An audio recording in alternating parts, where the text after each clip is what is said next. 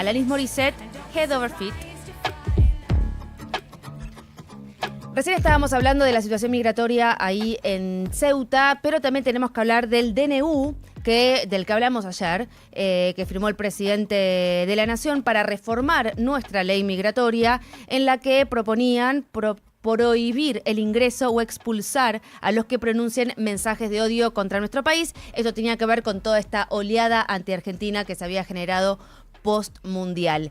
Estamos comunicados con Fabián Salvioli, él es expresidente del Comité de Derechos Humanos de la ONU, justamente para poder desglosar un poco más este DNU y ver, ¿es aplicable, no es aplicable? ¿Qué opinas, Fabián, de esto que firmó el presidente? Buenos días, acá Eleonora Pérez Caresi y toda la mesa de No Somos Nadie, te saludamos. Hola, Eleonora, ¿qué tal? Un gusto. Igualmente. Es un decreto que presenta un montón de complejidades, que yo creo que tiene más una idea de efecto simbólico en términos futboleros para la tribuna, claro, que prácticos y reales. Por empezar, es un decreto de necesidad y urgencia que no parece demostrar demasiado ni la necesidad ni la urgencia. Lo cual en sí mismo ya es una contradicción. En segundo lugar, modifica una ley, lo cual es a todas luces inconstitucional. En tercer lugar, establece criterios profundamente abiertos, y esto genera dificultades desde el punto de vista de la aplicación de una sanción. Como ustedes saben, cuando se fija un régimen sancionatorio tiene que quedar muy claramente tipificada la conducta, porque si no estamos en presencia de tipos penales en blanco, lo cual también está prohibido por nuestra Constitución Nacional. Es decir, ¿qué significa una ofensa a un símbolo patrio? ¿Quién lo va a determinar eso exactamente? Claro, queda todo muy a libre interpretación. Exacto. Y en cuarto lugar, no sé muy bien qué autoridad de aplicación va a terminar aplicando esto. Una autoridad migratoria no es necesariamente jurista como para poder, cualquiera que ha pasado una frontera lo sabe esto. En quinto lugar, choca de lleno con compromisos internacionales asumidos por el Estado al haber ratificado tratados que para colmo están incorporados a la Constitución Nacional. Así que no le puedo ver, aunque quiera, ningún aspecto positivo. Sí, no tiene ningún anclaje, no tiene alguna forma clara de ser practicable o efectivo, y para colmo, por lo que estamos charlando, lo que estás describiendo, como que carece de sentido común. Sí. Es más un golpe de efecto, entre otras cosas porque yo estoy completamente de acuerdo en combatir como se debe el racismo y la discriminación. Por supuesto, digamos, de hecho, cuando integré el Comité de Derechos Humanos de Naciones Unidas, hemos trabajado sobre casos de discriminación y de apología del odio, pero ya hay normativa suficiente en ese sentido y en todo caso tampoco tiene demasiada lógica decir esto se aplica exclusivamente a extranjeros, digamos. Es un acto de racismo, es condenable, lo practique quien lo practique. Y ya hay normativa en ese sentido. Eso iba a decir, ¿no? O sea, por un lado, cómo se reglamenta, cómo se operacionaliza este decreto eventualmente, y parece que quedaría completamente arbitraria una decisión respecto de si una persona ofende o no, y también me parece que podría uno decir, bueno, si políticamente estoy a favor no pasa nada, y si políticamente estoy en contra también. No tiene ni pies ni cabeza, ni jurídicamente hablando, ni cómo se aplica. Solo le entendería el motivo político para la tribuna, como bien decías antes. Y tiene una dificultad, además, porque salgamos del ejemplo puntual de este gobierno, porque si no, pareciera que uno apunta a este gobierno. Digamos, cualquier gobierno, cualquiera, digamos, que establezca facultades discrecionales tan amplias, se convierte en un riesgo. a mí me ha tocado en el Comité de Derechos Humanos de Naciones Unidas examinar a estados que tenían leyes que se llamaban de difamación religiosa. Entonces, ustedes en el programa de radio en este momento hacen ni siquiera un cuestionamiento, emiten una opinión sobre el Islam, se considera una difamación religiosa y van presos. Claro. ¿Se entiende lo riesgoso que es el otorgar facultades discrecionales a cualquier gobierno de cualquier tipo para decidir tan ampliamente cuando alguien incurre en una conducta que se puede considerar como delictiva o no? Sí, tal cual. Tal cual. Fabián, te saco un poco del tema del DNU para hablar de lo que venía hablando Mauro hace un ratito nada más, la situación en Ceuta con esta ola de inmigrantes que llegaron a ese lugar. Se calcula que 50.000 personas ya cruzaron desde Marruecos. ¿Qué lectura vos haces en general de esta situación? Es compleja.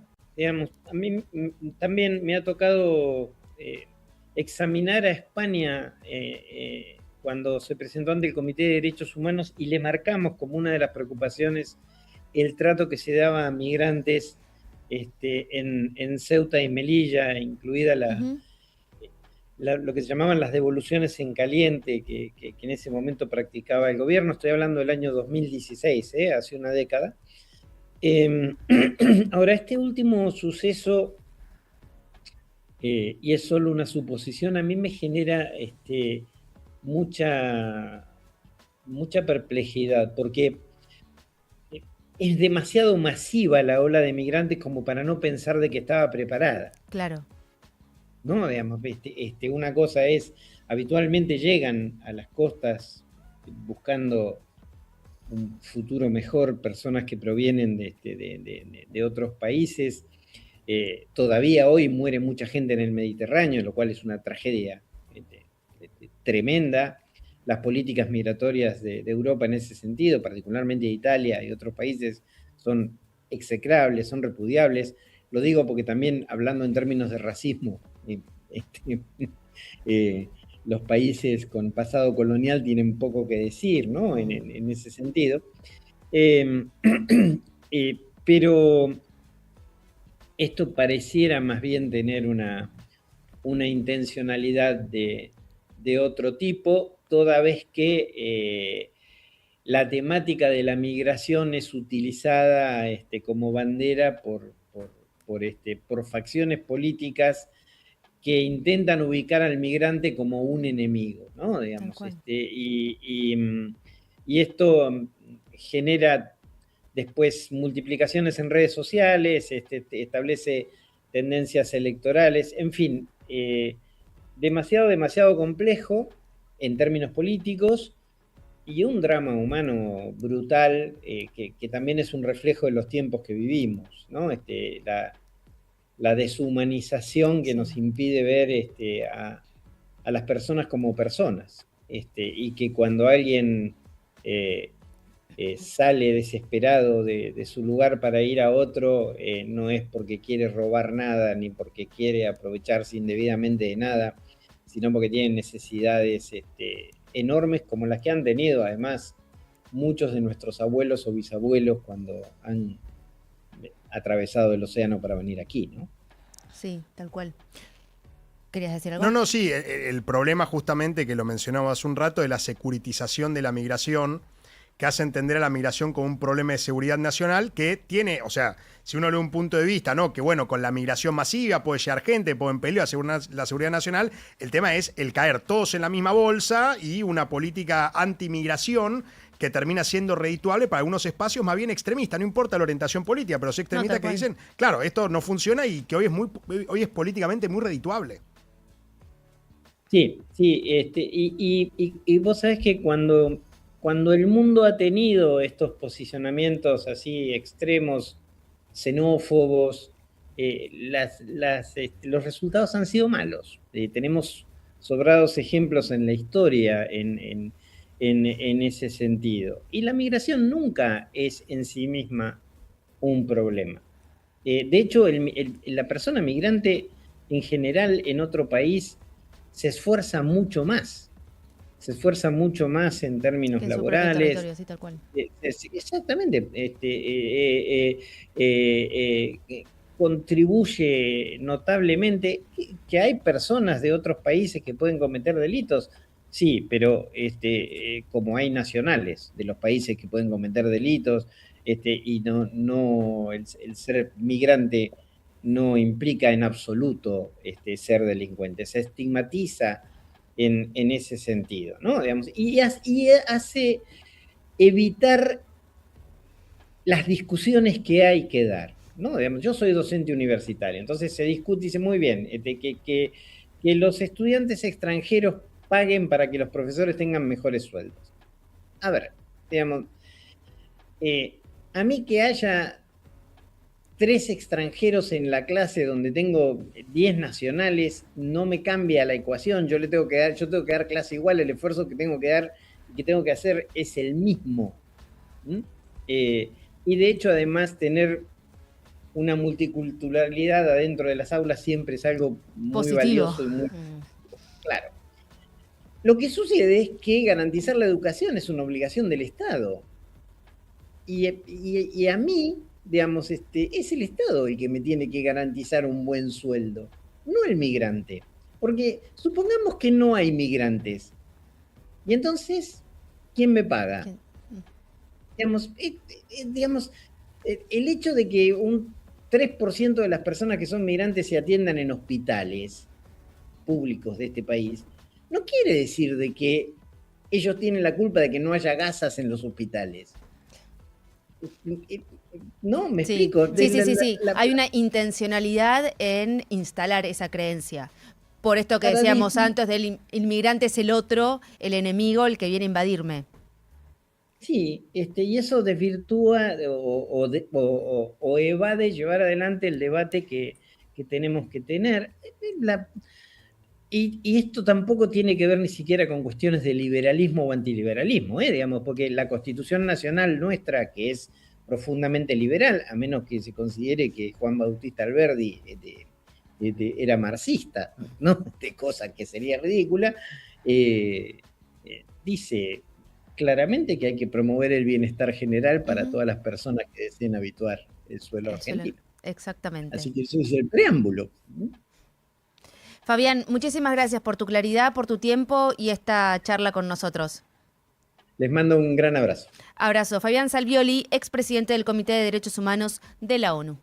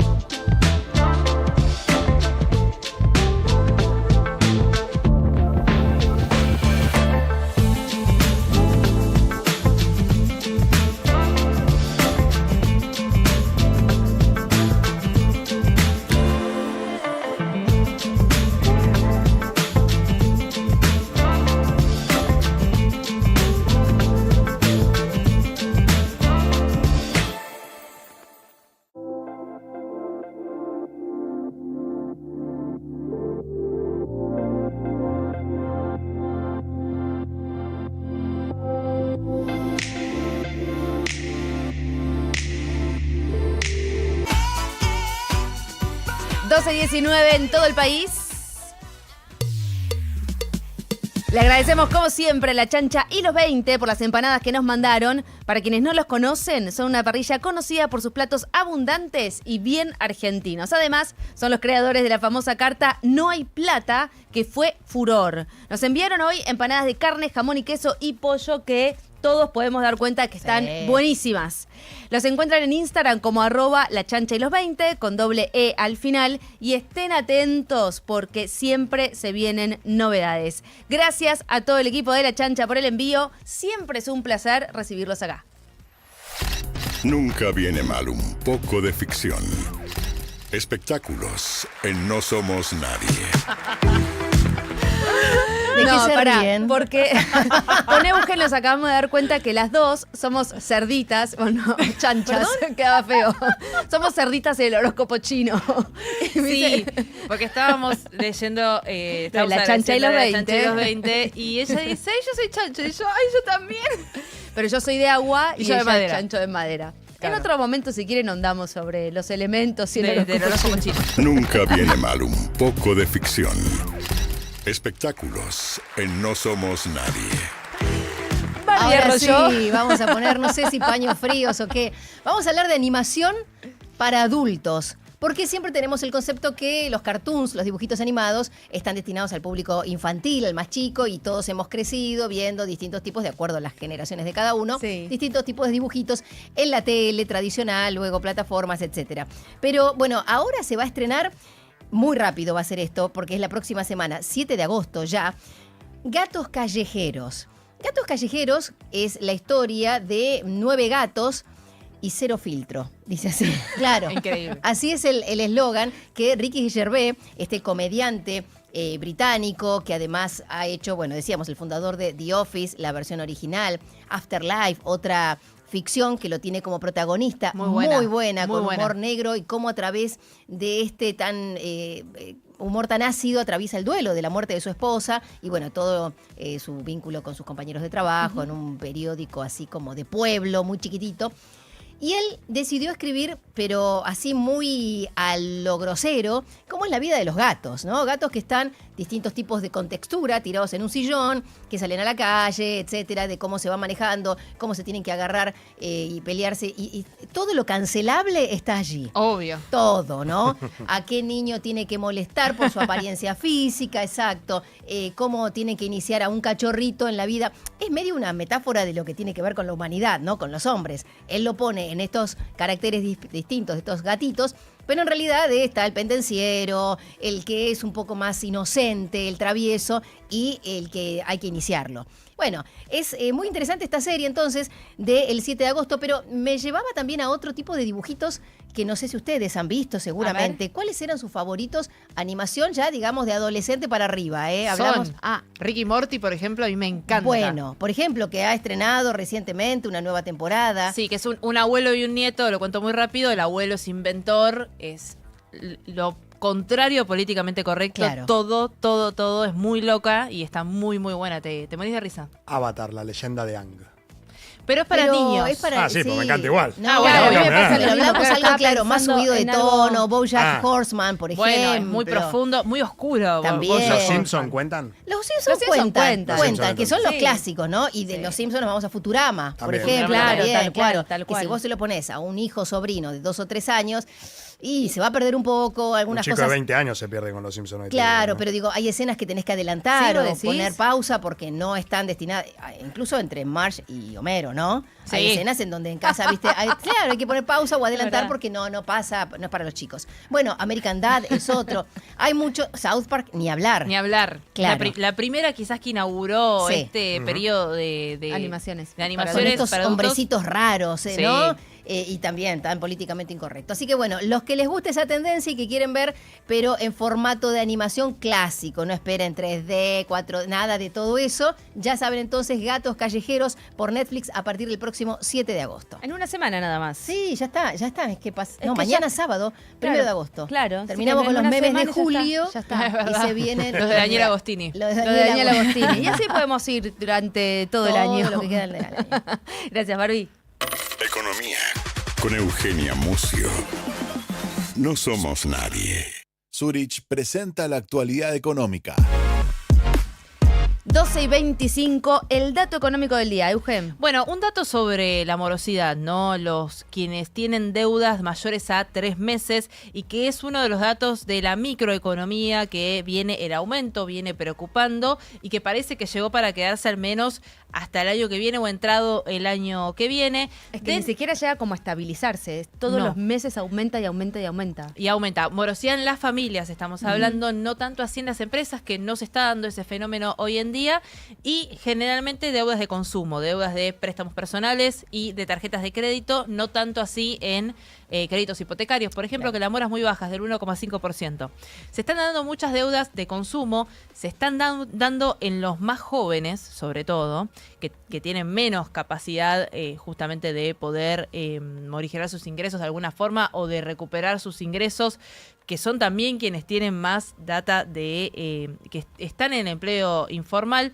Pero sobre todo hay un informe que me pareció interesante del Instituto Argentina Grande que habla sobre los deudores irrecuperables, que son aquellos que están en situación 5 de esto que siempre nombramos, que se llama el SENDEU. Ustedes si tienen una deuda o si de repente quieren saber en qué calidad está esa deuda, entran a la central de deudores del Banco Central, ponen su quit y van a ver qué deudas tienen, con qué entidades financieras tienen y en qué situación están. Situación 1 es situación normal, que quizás es la tarjeta que tenés que pagar del mes anterior y la tenés que pagar ahora. Situación 2, 3, 4, 5, ya 5 es irrecuperable, insolvente, y salís del sistema financiero. Si vos vas a ir a buscar otro préstamo, quizás no te lo vayan a dar.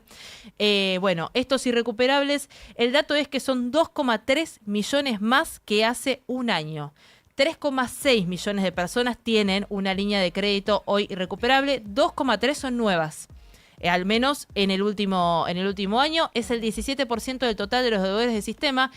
Y lo más interesante, o en realidad grave de esto también, es que la mitad de todas esas líneas de crédito que son irrecuperables son microdeudas. Son deudas bajas de 309.000 pesos o menos. Hoy 300.000 pesos no es una deuda muy grande. Alta. No. Para una clase media o ahí por encima de la Es que línea de son deudas pobreza que al menos. toman no para grandes consumos, sino por esto de que no llegás a fin de mes. Para pequeñas cosas, habrán Claro. visto una deuda de repente que en la tarjeta de crédito, bueno, voy a tomar algo con mis amigos, quizás no estoy para hacer ese gasto, pero la verdad es que el entorno me lleva en el sentido de todos tenemos ganas de ir a tomar algo. Sí, y a veces te da vergüenza decir, no puedo. Así se generan estas pequeñas deudas.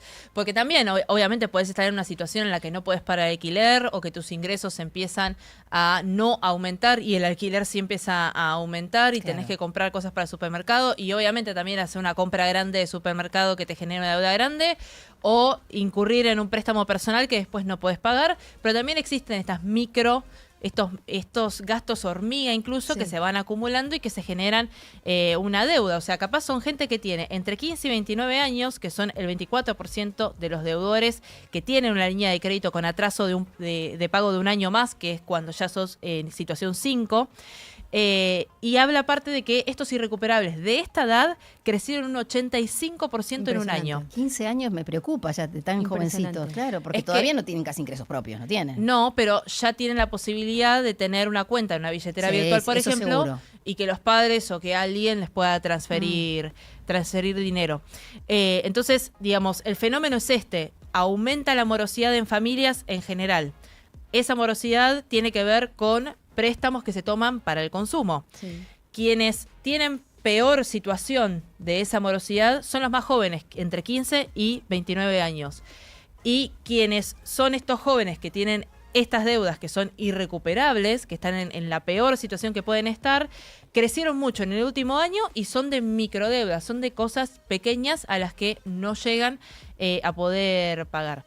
El informe también hace un poco una radiografía de en dónde en el país están los mayores deudores irrecuperables. Sí. Son las provincias del norte las que concentran la gran mayoría de deudores irrecuperables. Y, por ejemplo, la provincia de San Juan es la que más índice de este tipo de morosos tiene, que es del 23,8%. Así que, bueno, microdeudas que se tornan que tornan tu situación financiera y crediticia en una situación muy grave y que puede, obviamente, si no pagas esa deuda, si no la regularizás, si no te informás respecto de qué tenés que hacer para dejar de estar en esa situación, te puede perjudicar en el futuro. Si de repente querés tomar una de las deudas que son buenas, ¿no? Que son de repente un crédito para comprar un auto, para comprar una casa, para tener tu emprendimiento, para financiar capital de trabajo, de repente si tenés una mini pyme y necesitas maquinaria de algún tipo. Maquinaria o el pago de aguinaldos, lo que sea, te complica el futuro financiero. ¿Sabes lo que pensaba? Que es importante volver a repetir ese dato que habías traído hace unos meses ya de la Facultad de Derecho, que había un lugar donde uno podía... De Ciencias Económicas. De Ciencias Económicas, Sí. perdón. Que uno podía acudir para que lo orienten, ¿no? Para decirle, mira, mi situación es esta, donde Y no te van a gratuito era, me juzgar. parece, Sí, ¿no? Sí, no sí. te van a juzgar ni nada, mi situación es esta, ayudarme a armar como un plan para poder salir de este endeudamiento. Sí, la UBA está ofreciendo este asesoramiento gratuito ante la crisis de endeudamiento. Es a través del Centro de Estudios de la Economía Personal y los Pequeños Negocios. Y ahí les estoy buscando la información certera para poder darles a dónde tienen que entrar para efectivamente poder pedir ese asesoramiento. Repito, mientras lo que les decía antes, siempre que quieran saber en qué momento o cómo o en qué situación están, entren al Centro de Deudores del Banco Central, pongan en Google en Centro de Deudores del Banco Central, CENDEU, y les va justamente a aparecer. ¿No? De Con cada el uno. Quick Quill y verificar que no sos robot, ya puedes ver las deudas que tenés. Sí, por supuesto. Bueno, A ahora través igual... mira, acá está, a través del Centro de Estudios de la Economía Personal y los Pequeños Negocios, ofrece un servicio gratuito de consulta y asesoramiento orientado a personas y familias y pymes que necesitan ordenar sus finanzas. Esto es ahí mismo en la Facultad de Ciencias Económicas de la Ciudad de Buenos Aires. Pero si buscan Centro de Estudios de la Economía Personal y los Pequeños Negocios, ahí van a encontrar el lugar donde puedan ingresar para poder ordenar las finanzas, ¿no? Sí, tengo acá, si quieren, el sitio web es cgpin, con y.económicas.ua.ar, y ahí al toque simplemente les dice solicitar turno o inscripciones de voluntarios, ponen solicitar turno y de esta forma pueden tener un turno para un asesoramiento. Gracias, Eugen. ¿Viste que lo primero que se te viene a la cabeza cuando pensás en tus seguros son los siniestros? Para cambiar eso, llega Club Zurich, el club de beneficios con el que Zurich acompaña todos los días a sus clientes con esos gustos que les hacen bien. Bienvenidos a Club Zurich, beneficios que nos unen. Hasta hoy los seguros solo aparecían cuando aparecían ellos, los siniestros. Pero en Zurich entendimos que también podíamos ser parte de tu disfrute diario. Así nació Club Zurich, donde simplemente por ser cliente tenés beneficios en supers, electro y hogar, jugueterías y más. Adiós a pensar solo en siniestros. Hola a esos gustos que te hacen bien. Bienvenido a Club Zurich. Beneficios que nos unen. No somos nadie. Información que suma claridad. Now. 97.9. 12:33 en todo el país. Vamos a seguir hablando de los jóvenes y vamos a seguir hablando de la situación financiera de los jóvenes, en este caso por un nuevo estudio que da cuenta de que el 44% de los jóvenes argentinos todavía vive con sus papás. Esto es porque el costo de alquilar es la principal barrera, es demasiado alto y la familia brinda apoyo y alivio, pero obviamente que en esta situación lo que vos querés cuando terminás el colegio, empezás a estudiar, tu independencia, y es una de tus metas irte a vivir solo, y nada, se encuentran con esta frustración Cada de no vez poder es más hacer difícil, de claro. no poder hacer frente a esa situación. Estamos comunicados con Juana Jurado, ella es investigadora en psicología de la UADE, para hablar justamente de esto. Más que nada, esto de que decíamos recién con Barbie, ¿no? Al ser tan difícil, Sí, la claro. frustración que genera en los chicos. ¿Cómo estás, Juana? Acá todos los No Somos Nadie te saludamos. Hola, buenas tardes, un gusto, muchas gracias por la invitación, un placer enorme. Sí, como bien decías, Eleonora, hicimos una encuesta, un estudio en el Centro de Investigaciones Sociales acá de UADE y el 44% sigue viviendo con sus padres. La principal barrera es la económica. si tenemos en cuenta lo que dice la canasta de emancipación, es que los jóvenes necesitan alrededor de 1.300.000 pesos para poder independizarse. Sumado a esto, o podemos dividir esto en un costo de alquiler de 623.000 pesos, servicios expensas, luz, gas, otros 370.000 pesos más, la canasta de alimentos, otros Claro. 300.000 pesos, la cuenta ya rápidamente nos da 130.000 pesos, y pensamos que el sueldo promedio de un joven es de 900.000 o 1.000.000 de pesos. No hay Entonces, forma. están 47% debajo de alcanzar ese objetivo. Sin embargo, Sí. uno de los datos que nos causó más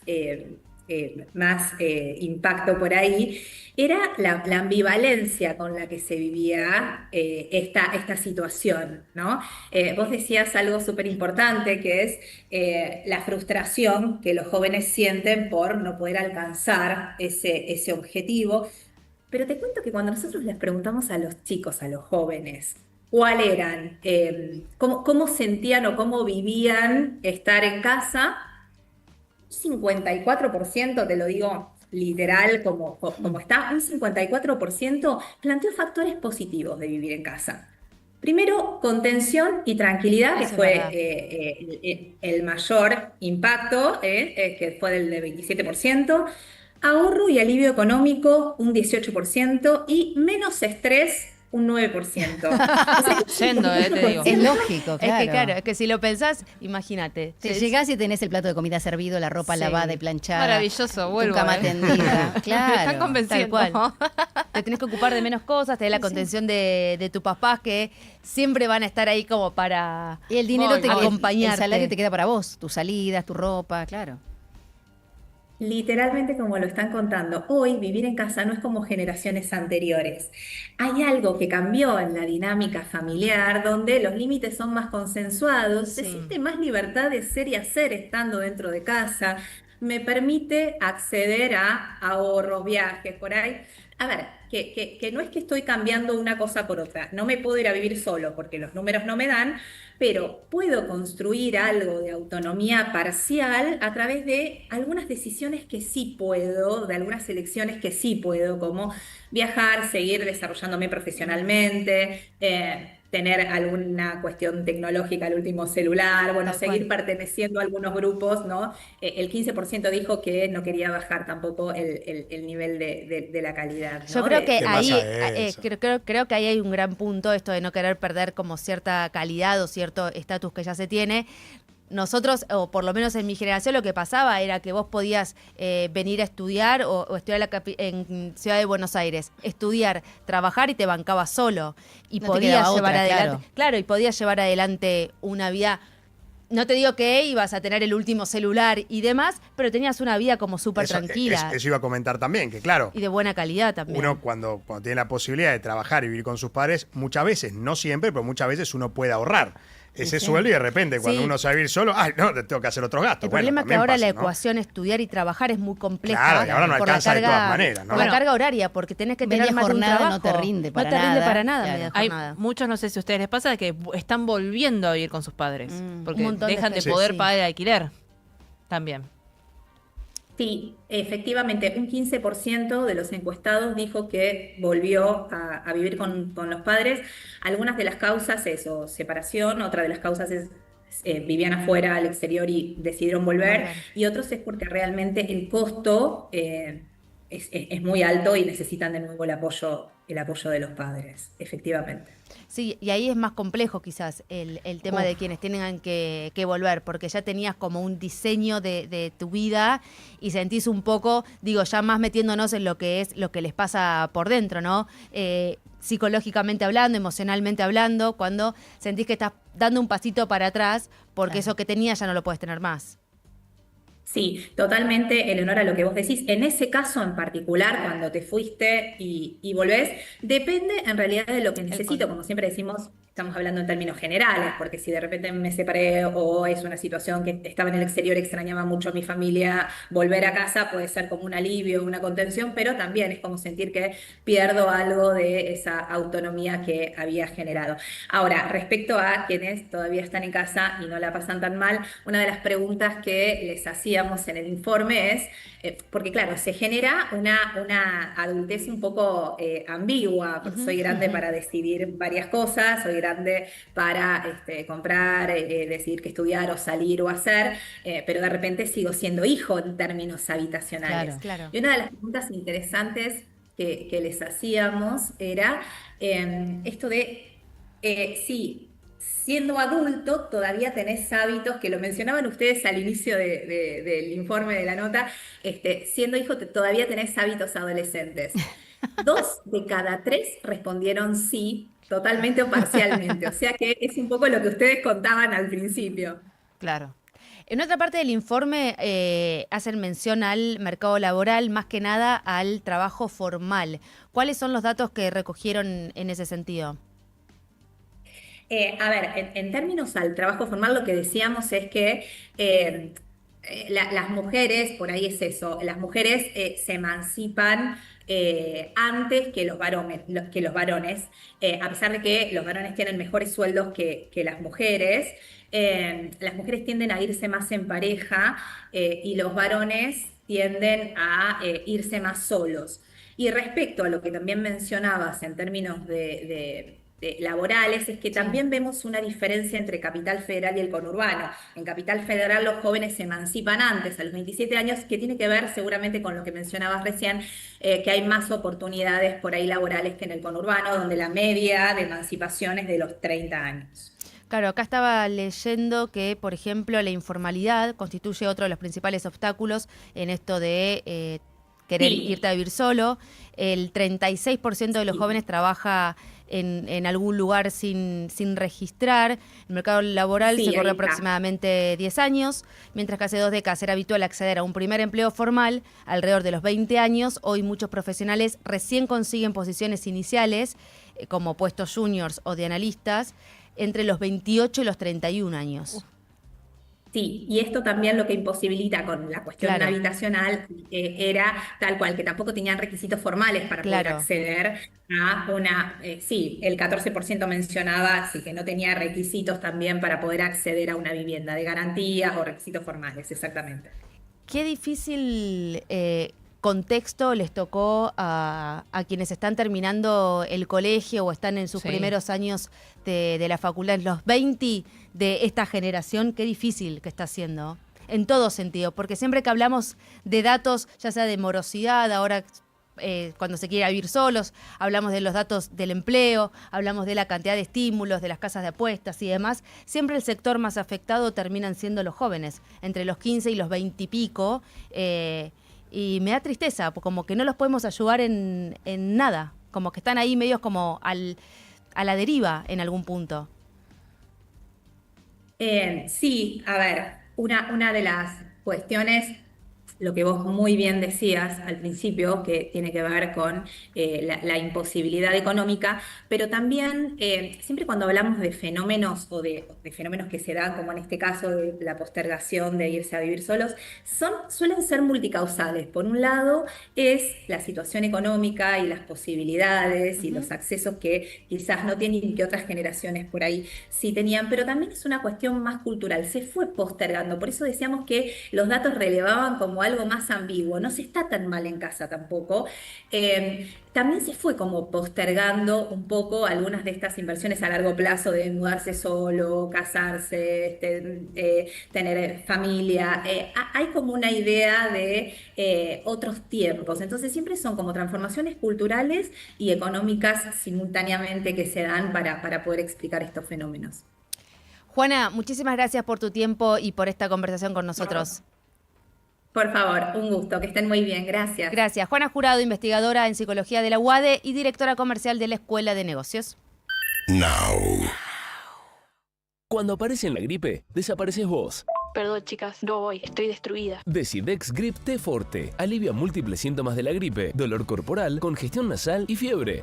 Chicas, al final voy. Decidex Grip T Forte. Alivio es volver a ser vos. Con paracetamol, fenilefrina y vitamina C. Lea atentamente el prospecto. Ante cualquier duda, consulte a su médico y o farmacéutico. Baquiano Almacén presenta sus boxes gourmet. Una propuesta exclusiva con vinos seleccionados, quesos y fiambres premium. Pensada especialmente para regalar y compartir. Recibí atención personalizada en sus locales de Almagro, Caballito y Villa Crespo. Hacé tu pedido por Instagram en @baquianoalmacén. Baquiano Almacén, el almacén de tu barrio. Tu batería en 50 minutos con instalación gratis.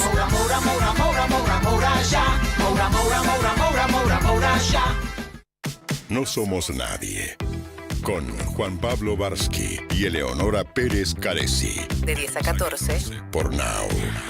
97.9. Ok. 12:45, de a poquito nos vamos acercando a la 1 de la tarde y le tenemos que dar paso a nuestro capitán, el señor Juan Pablo Barsky. ¿En qué parte del mundo estás? Estoy en el Aeroparque Metropolitano Jorge Newbery. Acabamos de aterrizar, por suerte sin inconvenientes. Por suerte pude tomar el vuelo porque si no se hacía bastante larga la jornada. Así que ya estoy acá en el aeropuerto, ya en el camino rumbo a mi casa. Pero sí, ya estoy acá en Argentina después de una sufrida clasificación de Boca por penales. Ha ganado el 70% de las series, Boca en su historia, sumando competiciones continentales y nacionales, pero venía de 3 derrotas en las últimas 4, sobre todo las últimas 2 de manera consecutiva, por la Sudamericana 24 ante Cruzeiro y la Libertadores 25 contra Alianza Lima, la que le impidió jugar a la Copa y la otra competición, la Sudamericana, porque se había quedado afuera en la primera fase de eliminación, en el repechaje. O sea que venía de 2 adversidades, una de visitante, la de Brasil, y la otra en la Bombonera contra Alianza Lima. Había perdido contra Estudiantes de La Plata, la de la Copa de la Liga, la semifinal del 2024, y le había ganado a Talleres por la Copa Argentina. O sea, venía de un historial desfavorable. Digo que le resultó desfavorable durante gran parte del mismo, un equipo sin funcionamiento, sin juego, sin atrevimiento, salvo en los chicos, en Aranda todo el partido, y en Leo Flores cuando entró, en reemplazo de un Villa que en el primer tiempo jugó en la derecha y no le sirvió a Boca ni para atacar ni para defender.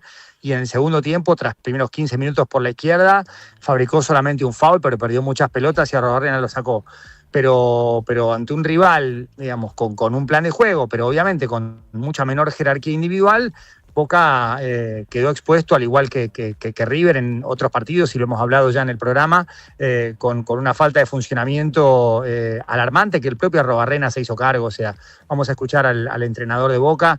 No hubo declaraciones inmediatamente posteriores al partido. En la transmisión no tuvimos repercusiones de jugadores de Boca, pero sí después hablaron de Paredes, Merentiel, y el entrenador, que fue muy claro, dijo: jugando así vamos a perder mucho más de lo que vamos a ganar. Más o menos fueron algunas palabras del Vasco a pura autocrítica.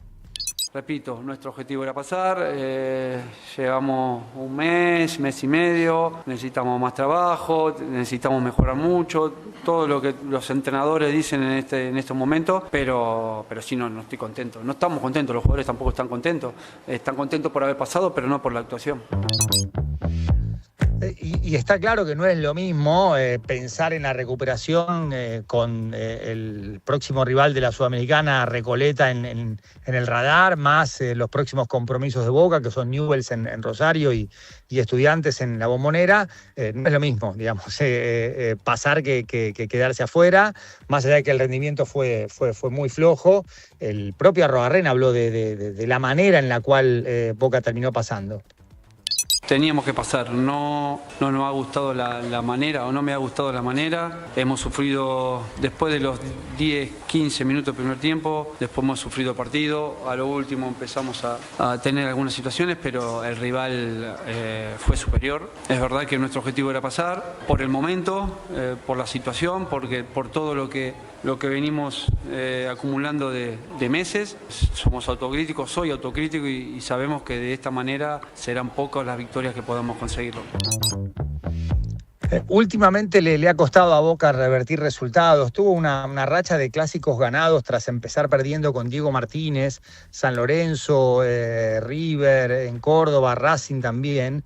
Pero últimamente cuando a Boca le marcan el primer gol, es muy difícil que revierta ese resultado. Boca perdió 6 de los últimos 10 partidos que jugó. Obviamente que la carga más importante fue con Úbeda de técnico, fue la que, por ejemplo, que costó el cargo al técnico. Un Boca que había ganado los 2 primeros partidos de la Libertadores en Chile, justamente contra la Católica, y la Bombonera contra Barcelona, y ya la pregunta es, bueno, ¿a quién le va a tocar en octavo de final? Y no tan rápido. Boca después de ahí perdió 3 partidos, empató 1 en la Libertadores, se quedó afuera de los 2 primeros, quedó tercero y por eso bajó a este repechaje de la Sudamericana. Y también hay 2 derrotas de Boca con Arrobarrena, la de Riestra con suplentes y la de ayer contra O'Higgins. O sea, Boca venía con Úbeda de 14 partidos sin perder, con los memes de Úbeda disfrazado de Bianchi, y la serie negativa arrancó con la derrota en Belo Horizonte con Cruzeiro, y a partir de ahí el equipo entró en una fase declinante, en juego, en personalidad, y eso le terminó costando el cargo a Úbeda, aunque quizás también hubiera terminado así la situación si Boca pasaba a octavos de la Libertadores, algo que no ocurrió, y por eso Boca tuvo que jugar 16avos de final, y casi termina el viaje internacional en el mismo país donde había empezado. O sea, desde aquella victoria contra la Católica, jugando bien, con un golazo de Paredes, con Úbeda de entrenador, al vacilante equipo que ayer perdió 1-0 y reaccionó, impulsado por los pibes, por Aranda y por Leo Flores, que entró muy bien por Villa en el segundo tiempo. Y Arrobarrena habló de esta rebeldía, de la necesidad de salir de la situación, obviamente con más confianza, con más trabajo, con más funcionamiento, pero también con algo vinculado con la rebeldía ante la adversidad. Tengo buenos jugadores, obviamente que hay una cuestión anímica y hay una cuestión de rebeldía. Tenemos que salir de esa situación, porque el club, la historia del club, la camiseta que tenemos nos la impone, estamos obligados. Este pasaje nos tendría que dar confianza, pero también tenemos que ser autocríticos y saber que así no podemos. Creo que por ahí pasará la calentura de los chicos, lo hemos hablado en el vestuario, pasamos, pero no había mucho que decir. Dentro de lo que Boca en algún momento deberá reformularse está el mediocampo. O sea, está claro el liderazgo de Paredes, el protagonismo de Aranda como enganche a la hora de tener la pelota, retrocediendo por la izquierda o por la derecha. La aparición de Flores muy, muy saludable. Arrobarrena parte siempre de un 4-3-3 y si ese es el número telefónico, ese esquema táctico para su Boca, Merentiel está incomodísimo de único delantero. Villa ayer jugó de 7 y en el primer tiempo no la tocó, y en el segundo, cuando jugó en su lugar habitual, perdió muchas pelotas. Pero ¿quiénes son los mejores compañeros, socios para Paredes? En algún momento se pensó en Delgado como su alternativa, pero que Paredes sea mediocampista central lo pone a Delgado en un rol que a veces cumple bien y a veces no siente, que es el de el mediocampista interno. Y con Ascasíbar, Boca fue a buscar a un mediocampista que llegaba en Estudiantes de La Plata de la segunda línea. No ha tenido, más allá de un par de goles en el semestre anterior, ese protagonismo. No es un mediocampista central como asomó en Estudiantes, ese volante aguerrido, posicional, que se ganó minutos en los primeros partidos con Scaloni como entrenador. Y teniendo en cuenta que hay algunas certezas, Paredes, Aranda, Flores, veremos qué centro delantero trae Boca. Pero está claro que Merentiel siempre funcionó mejor con otro atacante de las características de Langoni, de Cavani, de Vareiro. O sea, Merentiel se asocia bien con un compañero en ataque. El tema es que acá en el 4-3-3 juega de 9, y él de 9 solo, sin un compañero en el frente de ataque, no es el mismo. Se tira atrás, pero no hay nadie que vaya a ocupar su lugar de 9, se tira atrás para recibir ese pase de Paredes. O sea, hay algunas cuestiones estrictamente futbolísticas, más allá de lo que bien planteaba Arrobarrena en términos de rebeldía. Una rebeldía que apareció con los chicos, con Aranda y Flores, con el remate de Flores devuelto por el travesaño, con las dos grandes atajadas del ecuatoriano Carabalí ante los remates de Aranda. Y Paredes lo dice, me dice, jugando como en los últimos minutos, sí, ahora como durante gran parte del encuentro, no. Creo que habíamos arrancado el primer tiempo bien, después, como decís, bajamos el nivel y después del gol volvimos a jugar como creemos, como pretendemos. Creo que si lo hacemos de esa manera vamos a conseguir cosas y de la otra manera seguramente nos costará mucho más. Arruabarrena fue muy claro con relación a la satisfacción por haber pasado, pero esto, digamos, no representa ni alegría ni motivo de orgullo. El propio Paredes dice, estamos representando un equipo muy, muy importante, no nos podemos conformar con esto en el audio 29. Y como dije recién, contento porque se clasificó, era el objetivo, pero también con la mentalidad de que hay que mejorar, de que tenemos margen de mejoramiento, que tenemos un entrenador nuevo que tiene su idea y trataremos de plasmarla en cada partido. Representamos creo que al equipo más importante de Argentina, el más importante de América, y tienes la obligación siempre de competir hasta el final y lo vamos a hacer, lo vamos a intentar en todas las competiciones.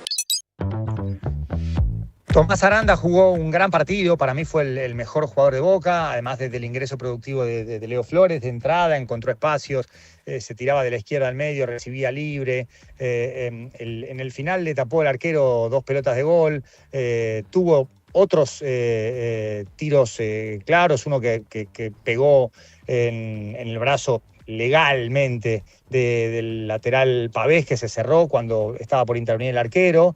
Aranda yo creo que tiene mucho margen de mejora en lo que es la finalización de los ataques, pero sin dudas al pibe no le pesa la 10, es un atorrante, un atrevido, que jugó algunos minutos en la selección de Scaloni junto con Beltrán, Freitas en aquel amistoso previo a la Copa del Mundo. Y se ha hablado mucho de la ejecución del penal, de cómo lo pateó. Picarla es una manera de hacerlo. También el arquero te puede adivinar el remate y fallar, o sea, como por ejemplo Montero le adivinó a Pavés. A mí me parece que la decisión de picarla es mucho menos cuestionable, más allá de lo que le va a servir al chico en términos de aprendizaje. Fue decidido a picarla, creyó que el arquero se iba a mover porque se tenía que tirar supuestamente, pero yo creo que la ejecución no estuvo buena. Que la idea era, como cualquier otra, pegarle fuerte cruzado, picarla, después cada uno tiene su valoración respecto de cómo quedás expuesto si la picás y el arquero se queda quieto, a diferencia de cómo quedás expuesto si la cruzás y el arquero va hacia ese lugar y te lo ataja igual. Pero la ejecución, ¿no? En ningún momento miró al arquero, como que tenía bien en claro lo que iba a hacer, el freno, todo, y en el último pasito hasta creo que anuncia esa intención de picarla, por eso el arquero se queda quieto. Entonces, más que la decisión, tiene que ver con la ejecución, igual que Adrián Martínez en el partido Independiente Racing, que Rey termina cargándolo, agradeciéndole, pero la cuestión no estuvo en picarla, sino en cómo lo hizo. Entonces, claro, como es un gesto de atrevimiento, porque es muy bajo el porcentaje de los futbolistas que pican la pelota y son más los que abren el pie buscando con la derecha el palo izquierdo o al revés con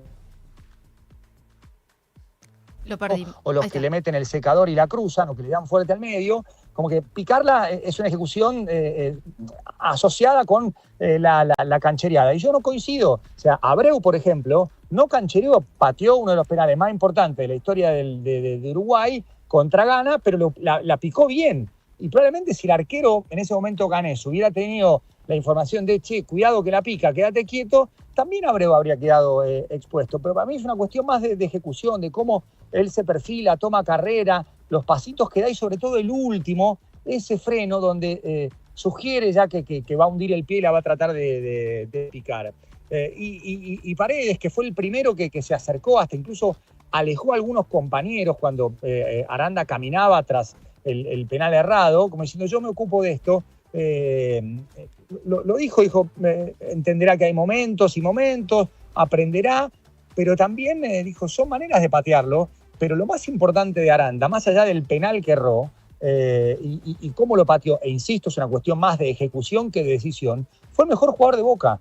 En un partido en el que el equipo jugó mal, él individualmente se las ingenió para crearse oportunidades y para darle al equipo en los únicos buenos momentos de fútbol. Pero esto decía Paredes respecto a Aranda. Parte manera de patear, obviamente que cuando errás te fijas en la manera, pero es chico, ha hecho un partido increíble, creo que fue el que nos dio ese ánimo para ir a buscar el partido, porque lo ha hecho realmente muy bien. Después, como te repito, son maneras de patear, decisiones que seguramente aprenderá que hay momentos y momentos. Sí, y también una cuestión vinculada con la ejecución, o sea, de cómo ejecutó ese penal más allá de la decisión de picarla. Bueno, así que por ese lado pasó esta clasificación de Boca, va a jugar contra Recoleta de Paraguay, la ida en la cancha de Boca, la vuelta en Asunción, y bueno, por otro lado ya tenemos al rival de River en la Copa Sudamericana, que será Independiente Santa Fe, que le metió 5, 2-0 en la ida y 0-3 ayer en la... y horarios a punto de confirmarse, sobre todo también la cuestión de la transmisión. Y por último, quería cerrar con una noticia muy triste, que es la muerte de Franco Baresi. Franco Baresi fue uno de los mejores defensores que yo he visto en mi vida. Él y Daniel Passarella. Baresi, jugador de un solo club, de Milan, jugó más de 700 partidos. Lo hizo de gran manera en Milan, en la selección italiana, integró el plantel campeón del mundo del 82, erró un penal, la tiró por arriba del travesaño en la final del 94, acertó el que pateó contra Argentina en el 90, integrante del legendario Milan de Arrigo Sacchi, un líbero, un zaguero central extraordinario, que por ejemplo en el Mundial 94 jugó el primer partido, se lesionó, lo operaron de menisco, volvió y jugó en la final contra Bebeto y Romario, acaso el mejor partido de su carrera. Tenía 66 años, falleció de cáncer, el mundo del fútbol está de luto, estamos hablando de un defensor pero extraordinario. Si me preguntás a mí, ¿cuál es la pareja de centrales de los que yo vi? Y pongo a Baresi y a Daniel Passarella. Así de bueno era Franco Baresi. Hoy todos los futbolistas y los ex jugadores que fueron rivales y compañeros de Baresi, hasta incluso en el sitio de Diego, @Maradona, hay una mención, hay una imagen de Maradona en su momento, una nota en la que le hacen después de un Napoli-Milan, él con las 6 de Baresi, un número ya retirado, nadie lo puede usar en Milan, siendo uno de los jugadores más grandes, de un defensor y più forti. Diego había hecho un gol contra Milan en aquel partido, pero estaba feliz por quedarse con el trofeo de la camiseta de Franco Baresi, un jugador extraordinario. ¿Qué características? 66 años, el mundo del fútbol está de luto. ¿Qué características tenía como defensor Baresi? Rápido, ganaba duelos, tenía un sentido del espacio fenomenal, una ubicación en la cancha, siempre bien parado, siempre bien perfilado, muy, muy duro en los duelos, pero leal, con buena intención. No digo que no haya cometido faltas, pero era... Ay, ahora sí creo. Se cortó. Bueno, ahí estaba nuestro capitán Juan Pablo Barsky, que el lunes va a estar con todos nosotros acá, por supuesto. 13:02 en todo el país, 17:06 la temperatura.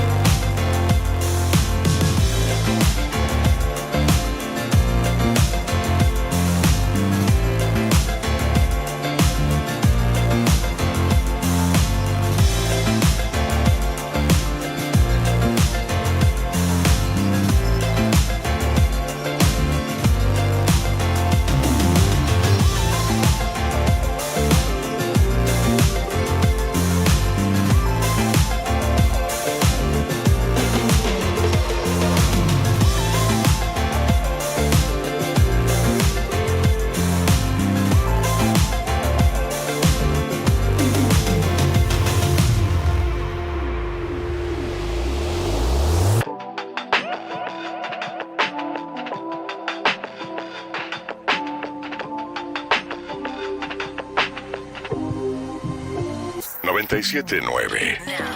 Now. Ahora. Pronóstico del tiempo. Ese querido, no llueve en este momento en la ciudad de Buenos Aires, pero contanos cómo sigue esta situación en este día tan particular, con alertas por todos lados. Sí, bueno, va a continuar inestable, vamos a continuar con algunas tormentas. Van pasando en forma aislada en este momento. Lo más fuerte en la provincia de Buenos Aires acaban de pasar unas tormentas importantes sobre la zona de Olavarría. Ahí empezamos a ver en pantalla, los que pueden vernos por YouTube o plataformas digitales, que hay ecos, son todos ecos de radar que se ven en todo lo que es la provincia de Buenos Aires. Hay tormentas realmente por sectores que son bastante intensas, todo todavía dentro de aire cálido, húmedo, por eso la temperatura sigue subiendo. La máxima va hoy a trepar hasta los 20 o 21 grados. Y después en la tarde y noche vamos a tener tormentas fuertes, ya un poco más organizadas. Por ahora, los ecos que pasaron por arriba de la ciudad de Buenos Aires, se dirigieron hacia el sudeste, hacia la costa bonaerense. Hay varias zonas con realmente ecos importantes con caída de granizo aislada, pero más tarde los fenómenos se van a organizar un poco más. En el país hay de todo tipo de alertas. Recordamos que hay alerta por viento sonda en el NOA y Cuyo, hay alerta por nevadas en Cordillera, también en Cuyo, y alerta por nevadas en Santa Cruz, y viento muy intenso en todo lo que es el centro y norte del país. Ya se sienten temperaturas realmente elevadas en el centro y norte argentino, van a pasar los 30-35 grados en el extremo norte, y es probable que tengamos también, vamos a tener por un lado las tormentas, y también es probable que tengamos incendios forestales en todo lo que es el NOA y centro del país. Así que tremendo. De todo un poco con esta situación. Sí. Acá en Ciudad de Buenos Aires, ¿a qué hora tendríamos que estar esperando, y alrededores, ¿no? Tendríamos que estar esperando que vuelvan estas tormentas más organizadas y más intensas. Y eso más que nada tarde y noche, o sea, a partir de las 5 o 6 de la tarde en adelante ya hay chance de que estos fenómenos se empiecen a formar nuevamente, y hasta la madrugada hay probabilidad de que afecten a la ciudad. Hasta ese momento igualmente no es que no va a precipitar, sino que va a haber mejoramientos temporarios, puede haber algunos chaparrones y tormentas aisladas, pero lo más importante llegaría estimadamente a partir de las 5 o 6 de la tarde. ¿Durante el fin de semana se mantienen estos alertas? No solamente acá, sino en general, te digo, ¿no? Sí, los fenómenos parte del sábado todavía van a seguir afectando el extremo norte de la provincia de Buenos Aires, parte del litoral.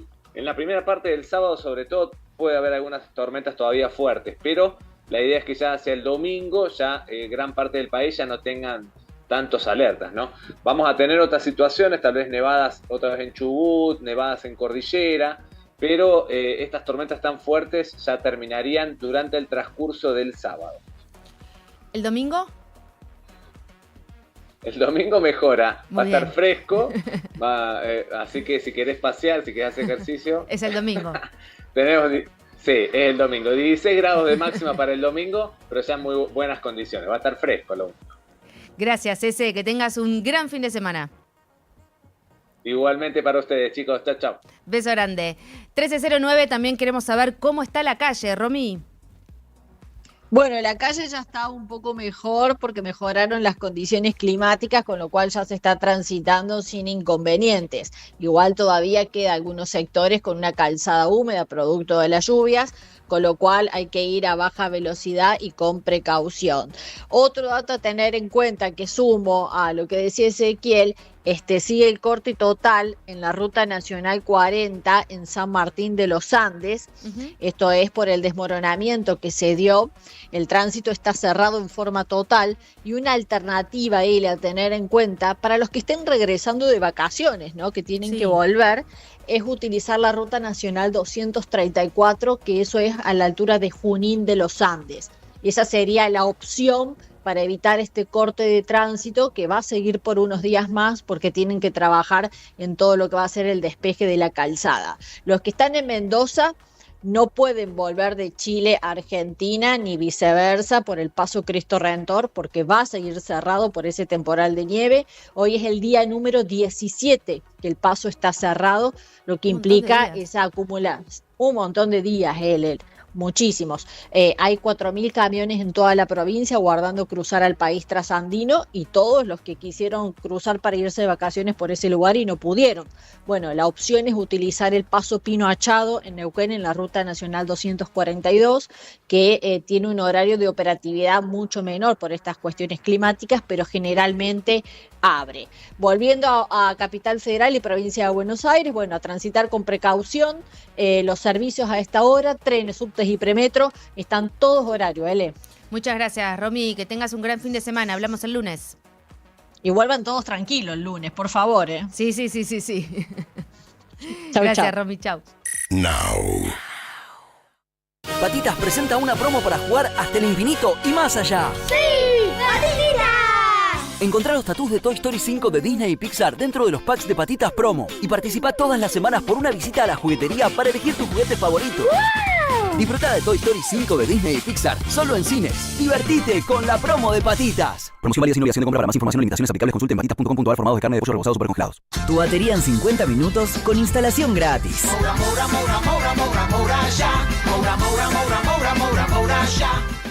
Atención al dueño de la camioneta de la entrada que está en venta. ¿Puede moverla, por favor? Y consejito si la vende a invertir los billetes, ¿eh? Hoy no se puede dejar un peso quieto. Decime que lees El Cronista sin decirme que lees El Cronista. Te hacemos la economía más fácil en cronista.com. El día avanza sin necesidad de correr. No somos nadie. Now 97.9. Tu nueva radio. Más temprano hablábamos de uno de los temas que también le estamos dando mucha importancia acá, que tiene que ver con la violencia digital, que principalmente están sufriendo los chicos en distintas escuelas. Los adultos también la sufren, pero está puntualizado mucho en distintos institutos educativos.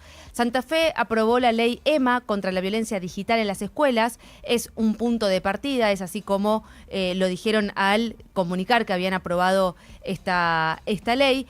Una norma que brinda herramientas concretas a las instituciones educativas para prevenir, detectar y acompañar situaciones de acoso virtual, difusión no consentida de imágenes íntimas, hostigamiento y distintas cuestiones que pueden pasar con las redes sociales. Es una ley bastante particular y muy importante porque además estuvo impulsada por la mamá de una chica, Emma, de 15 años, ella era de Longchamps, acá en la provincia de Buenos Aires, que se suicidó 24 horas después de que se viralizaran y se difundieran imágenes no consentidas, imágenes íntimas de ella, en su colegio.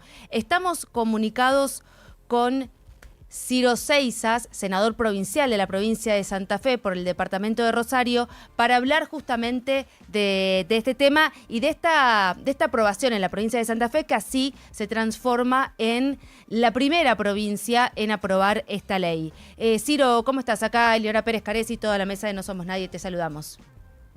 Eleonora y equipo, muy buenas tardes, ¿cómo les va? Sé que te la compliqué un poco con el nombre. No te preocupes, no soy la única persona que me lo ha dicho. Igual te quiero decir algo, porque tenía la letra un poco chica. Sí, es verdad, no se leía de acá.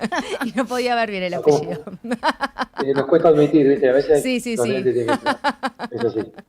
Bueno, hablemos. Gracias por el contacto. No, por favor, hablemos de esta ley que Santa Fe se vuelve pionera en su aprobación. Mirá, todo esto parte de que años atrás se empezó a considerar a la violencia digital como violencia, con una perspectiva de género. Esto nos lleva al recuerdo de lo que fue la discusión por la Ley Olimpia 2023. Y lamentablemente, un año y pico después, ocurre este episodio que vos narrabas, el de Emma Bondaruc, sí, y el de Laura, que es su mamá, es una persona con la cual yo me he reunido, he hablado, es un ejemplo realmente de fuerza y de entereza, porque a partir de lo que pasó, estamos hablando de una familia funcional, con diálogo, con escucha, se empezó a pensar que le puede pasar a cualquiera. Tal cual. Y le puede pasar a cualquiera porque la construcción del mundo individual de los adultos como de los chicos pasa por la digitalidad. Y si no empezamos a tener en cuenta la digitalidad como uno de los aspectos para vivir en forma segura y evitando y obviamente previniendo el acoso digital y la violencia, que tiene diversos formatos, las acciones de acoso tienen diversos nombres, los hemos venido hablando, los hemos venido comentando, se habla de grooming, se ha hablado de bullying, se habla de body shaming, se habla de sexting, bueno, de todos estos aspectos se ocupa la ley con una mirada integral, con una intervención urgente y una guía, llamada Guía EMA, por su mamá y por la gente de Faro Digital, que también trabajó muy fuertemente con este tema, que son pasos a seguir dentro de una escuela para evitar una caracterización que, por lo que es la estructura en la institución, es bastante común, que es, bueno, es un problema entre individuos. Acá hay un componente social que obviamente está anclado en lo simbólico, que es cómo se construye la identidad en la digitalidad. Entonces, lo que tiene que hacer el Estado para nosotros, por eso impulsamos esta ley en la Cámara de Senadores, después de la media sanción de la Cámara de Diputados de la provincia, el Estado tiene que estar para prevenir, contener y asesorar. No solo a la escuela, a la institución, a los docentes, a los directivos, sino también establecer pautas para los padres, que muchas veces no están dentro de este mundo o no tienen la noción o la conciencia completa de que va abarcando dimensiones de la individualidad del adolescente y del niño y de la niña casi imperceptiblemente. Claro. Esto surgió con otras leyes que hemos trabajado, como la ley de ludopatía, y surge con otros consumos que lamentablemente van ganando terreno en la vida de los jóvenes y que a partir de la digitalidad se hace muy difícil de controlar. Por eso el eje está en la prevención. Ciro, ¿en qué consiste puntualmente esta guía? ¿Está dirigida para los directivos de los establecimientos educativos? ¿Tiene una doble mirada porque también se le entrega a los padres? ¿Cómo es? Por supuesto, tiene instancias. A ver, hay una instancia que es para el personal de las instituciones, pero que le dice lo que tiene que hacer en estos casos, desde recepcionar y contener a la persona que está sufriendo el episodio, desde detectar los primeros indicios de que puede estar pasando algo ahí, hasta la comunicación con el Ministerio de Educación y la consiguiente articulación con organismos federales para ordenar el bloqueo de la difusión de los materiales. Eso está contemplado en todo el espectro de la ley. Y obviamente, instancias de diálogo con los padres y instancias de acompañamiento psicológico que muchas veces no estaba contemplado originalmente en cómo fue pensada la escuela en su momento y cómo fue evolucionando con el tiempo. Se priorizan las medidas que fomenten el aprendizaje, porque el problema también está no solo en la parte punitiva, el problema está en que muchos pibes hoy no registran al otro, no registran la otredad, no registran que hay un individuo detrás de una cuenta de una red social. Eso es lo problemático, la falta de empatía, la proliferación de discursos de odio y las cuestiones que atañen a la vida de los adultos también están pasando a los jóvenes. Claro, Ese impedimento del registro del otro impide, obviamente, dimensionar que la violencia digital es en realidad violencia real. En la práctica, ¿cómo se llevaría adelante? Porque también implica una preparación de los docentes y de los directivos para poder manejar este tipo de situaciones. ¿Están preparados los colegios para poder implementar esta ley que es tan necesaria? Los colegios van a estar preparados para abarcar este aspecto que tiene que ver con la vida de la comunidad educativa. En el día de hoy se está empezando a trabajar en las primeras medidas que tomó el gobernador Maximiliano Puyaro acá en Santa Fe, que es dotar a las escuelas de un apoyo psicológico que antes era impensable, pero que con un acompañamiento terapéutico y con una asesoría del cuerpo docente se empieza a enfrentar los primeros síntomas de todo esto que ocurre. Esto va a ir escalando, va a incorporarse seguramente a la Ley de Educación. La Ley de Educación es una ley que vamos a trabajar durante este año y el año próximo, para contemplar estos aspectos que no están contemplados y que exigen que la política, primero que nada, escuche a la gente y escuche principalmente lo que está pasando al interior de cada colegio, de cada escuela, al interior también, si es posible, de cada comunidad, porque se han visto, y no solamente en esta provincia, sino también en provincia de Buenos Aires y en Ciudad de Buenos Aires, casos realmente espeluznantes, por usar una palabra que todos conozcamos. Esto va a terminar creciendo, por eso hablamos de un punto de partida, se va a ir transformando en una educación digital integral. Hay un programa ya en marcha del gobierno santafesino para equipararlo y tengamos una foto clara, la elaboración de una especie de ESI, de educación sexual integral, pero sobre la digitalidad. También lo marca la Constitución que reformamos el año pasado. Esto exige un cambio de óptica, una modificación del ángulo del cual se está viendo esta que es una problemática que para muchos todavía es inadvertida.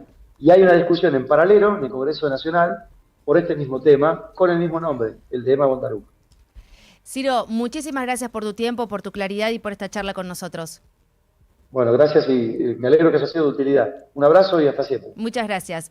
Ciro Seizas, senador provincial en Santa Fe por el departamento de Rosario.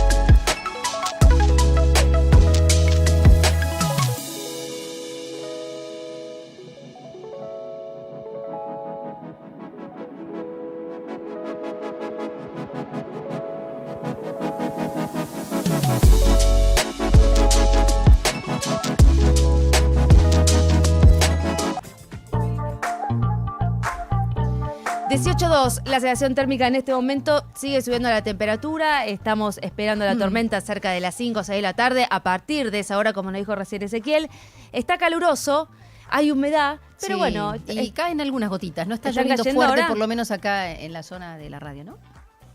Bueno, vamos a ver cómo sigue esto. Las tormentas fuertes se vienen por la tarde. Nueva ronda informativa de este equipo. Empiezo contigo, Barbie. Bueno, una recomendación para mañana sábado 1 de agosto y se repite el miércoles próximo, que es 5, temprano un plan, 7:30 de la tarde.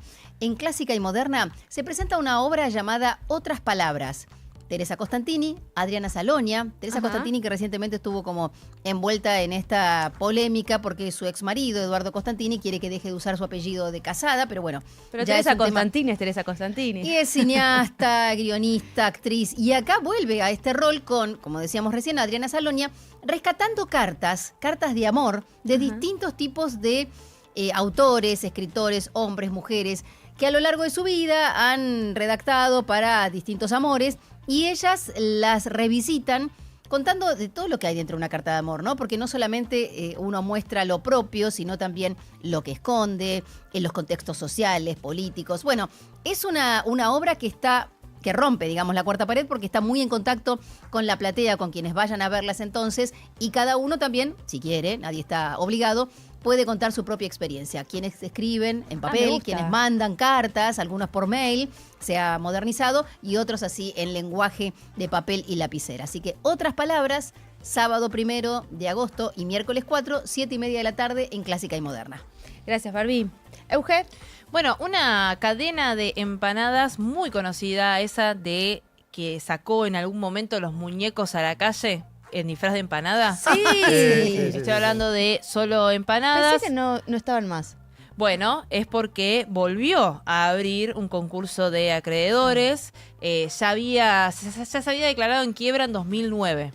Y ahora vuelve, de vuelta, con la pandemia no resurge como el boom que fue a principios de los 2000, que es cuando saca esta publicidad a la calle con las empanadas. Gran disfraz. Sí. Yo recuerdo, yo vivía en Adrogué en esa época. No, claro, por ahí para una fiesta de disfraces. Vivía en Adrogué en esa época, en mi casa familiar, y fue todo un boom verlos en el medio de la avenida, cortaban el tránsito para hacer así.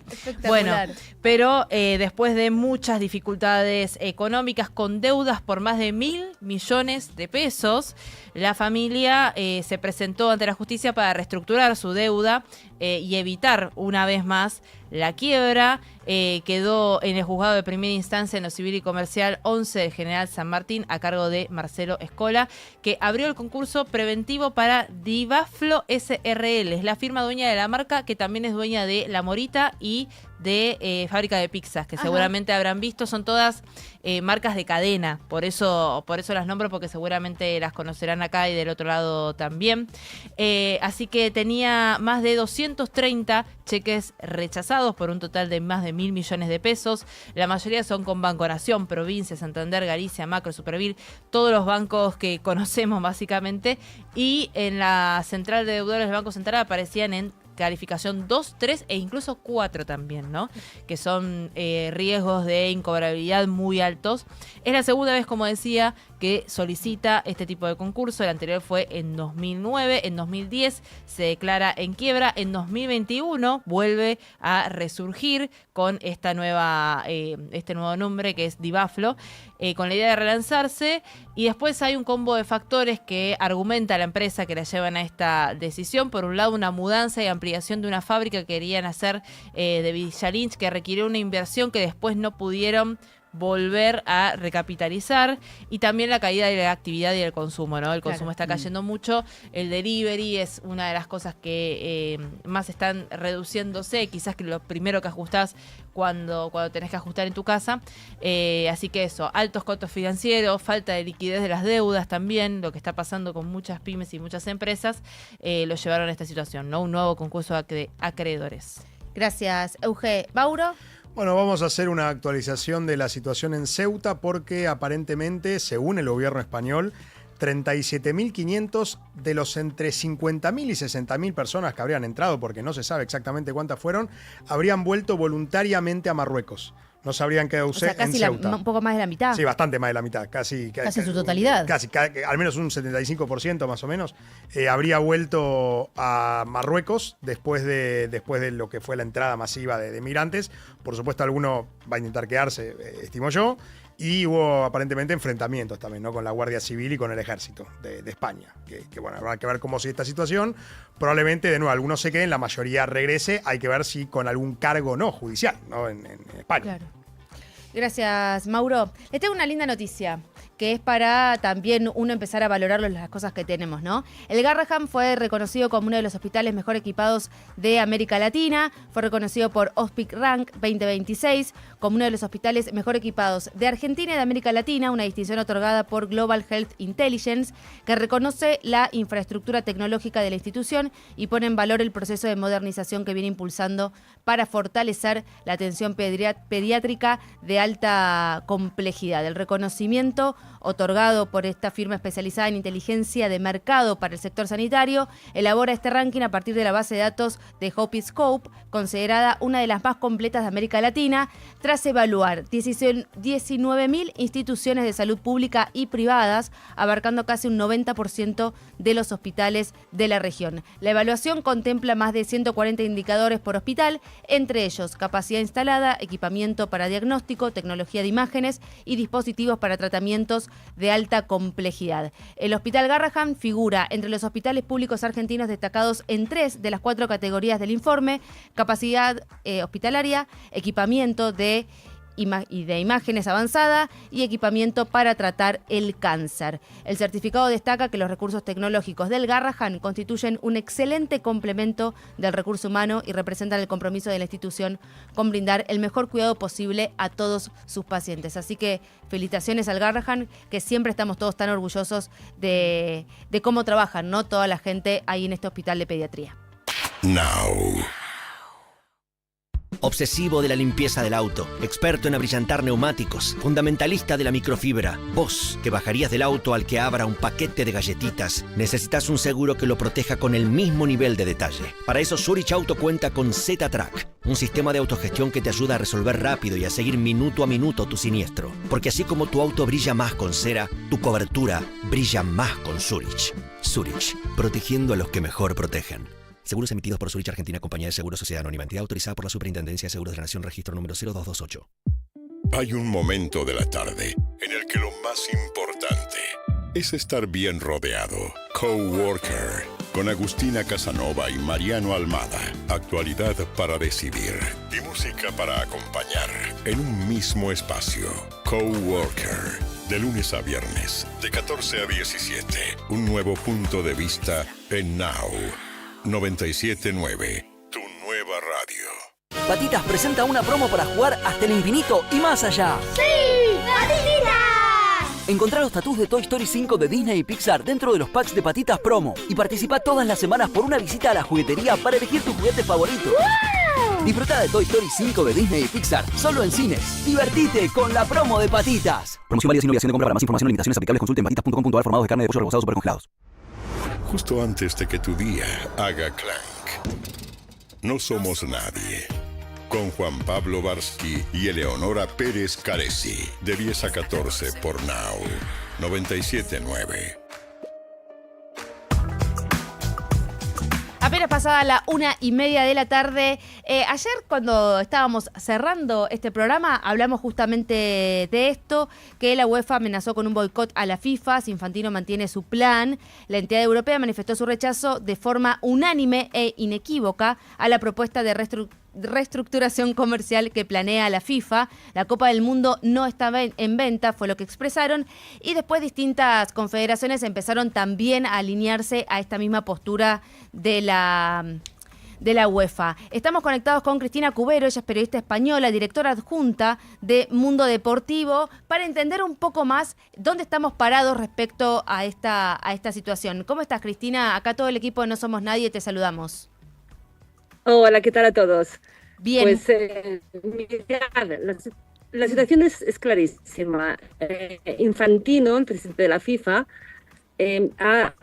ha querido vender una parte de los derechos de organización de grandes eventos, como el Mundial, a una empresa norteamericana vinculada a Trump, a Donald Trump.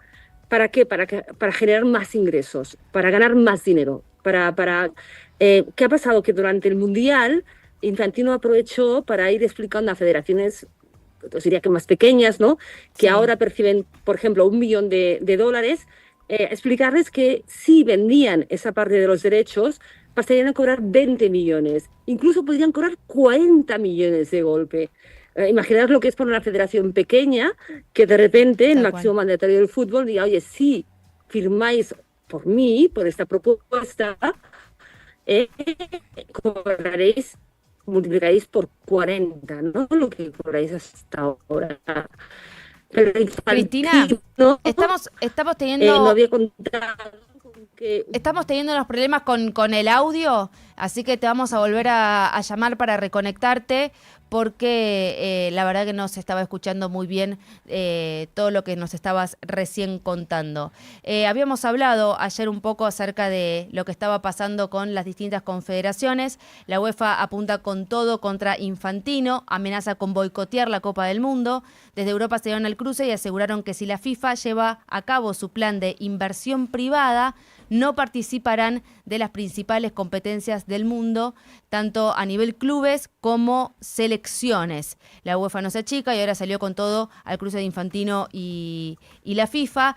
La tensión ya viene escalando hace rato y se intensificó durante el Mundial, con episodios como la suspensión que se le anuló, bueno, lo que veníamos hablando, ¿no? Lo de Balogun, sí, el delantero de Estados Unidos, o la no sanción a la selección argentina al mostrar la bandera que decía las Malvinas son argentinas. Seguimos dando vueltas con esto. Igualmente la FIFA abrió una investigación respecto a esto, un expediente como para calmar las aguas, quizás, sí, ¿no? Y lo que está haciendo UEFA ahora, sabiendo que eventualmente en una elección Infantino tendría los votos de las federaciones más chicas, lo que está haciendo la UEFA es usando su peso específico. Tal cual. Que no es necesariamente a nivel de votos, sino a nivel de clubes, importancia y demás, ¿no?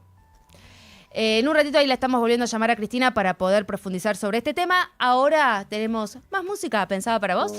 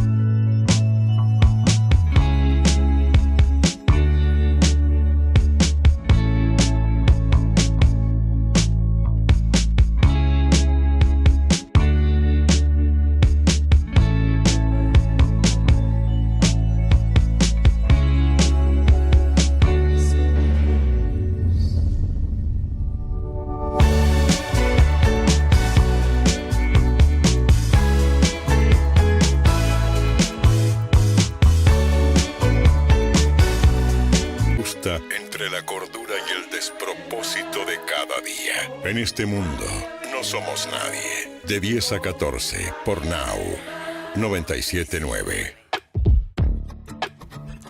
13:41, ya estamos conectados de vuelta con Cristina Cubero, periodista española, directora adjunta de Mundo Deportivo, para desglosar un poco todo lo que está sucediendo entre la FIFA, la UEFA y distintas confederaciones del fútbol que se están uniendo a este reclamo de la UEFA. Cristina, ¿cómo estás? ¿Nos escuchas bien?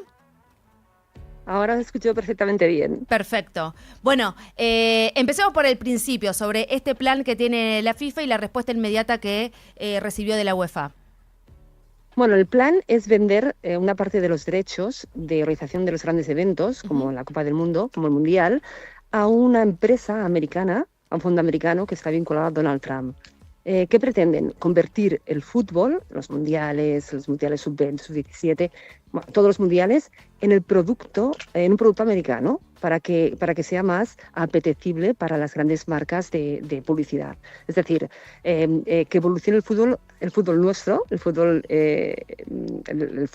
hacia el fútbol americano o la NBA, donde el show es más importante que el propio juego. Claro. Ya vivimos en este mundial las pausas de hidratación, que era muy curioso. Estábamos en estadios durante el Mundial cubiertos, dentro todos con chaqueta porque hacía frío, y hacían las pausas de hidratación como si se estuvieran muriendo de calor los jugadores, y era solo para poner más publicidad en las retransmisiones de televisión.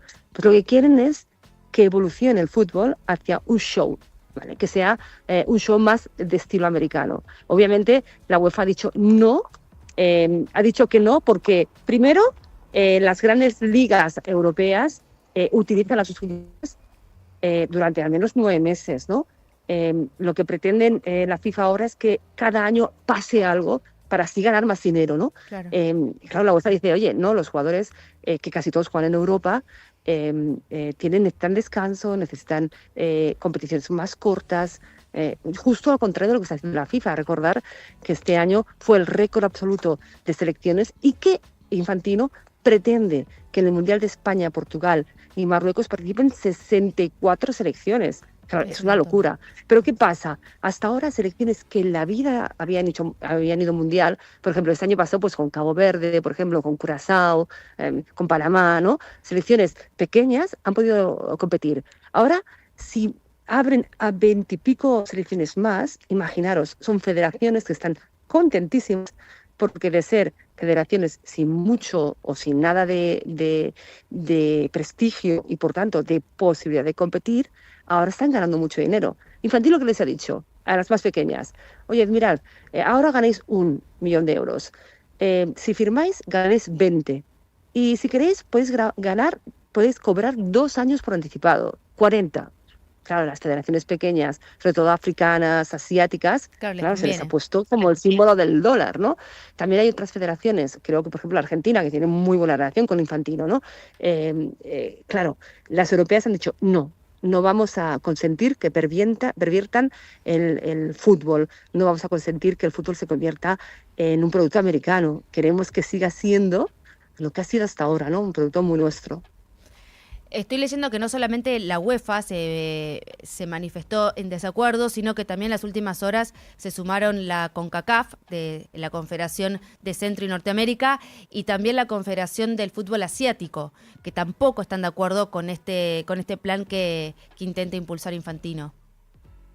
Claro, porque al final, aunque él haya conseguido convencer a federaciones, lo que no ha conseguido es convencer a la agrupación, claro. ¿Vale? Es decir, la UEFA agrupa a todas las federaciones europeas. Seguramente si tú vas hablando una por una, pues quizás hay alguna que diga, hombre, pues esto está malo de Infantino, sobre todo las pequeñas, ¿no? Claro. Pero como hay un ente superior que vela por la salud del fútbol, han dicho no, si sigue con este plan Infantino, todos nosotros no iremos a competir.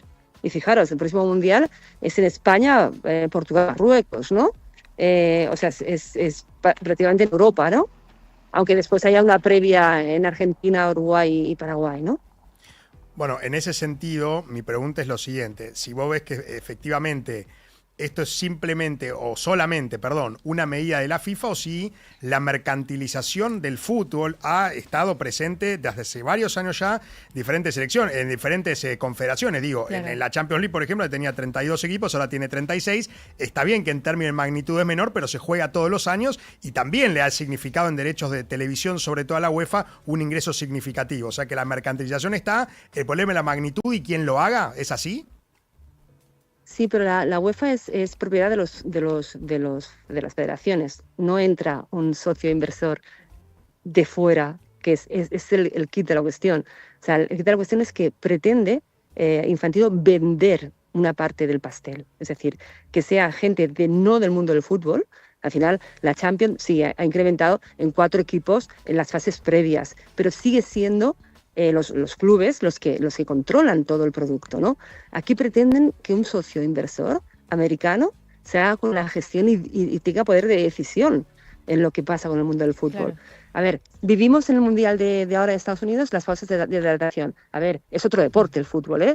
Es otro deporte, ahora es un deporte de 4 tiempos. Como en básquet. Tal cual. Es un partido de básquet. En la final, escúchame, en la final, el show de la media parte, a ver, por mucho que dijeron, no, solo fueron 22 minutos. Al final se hizo media hora. Claro. La media hora, primero, obviamente, los futbolistas no están acostumbrados a esto, ¿no? A esas pausas tan largas.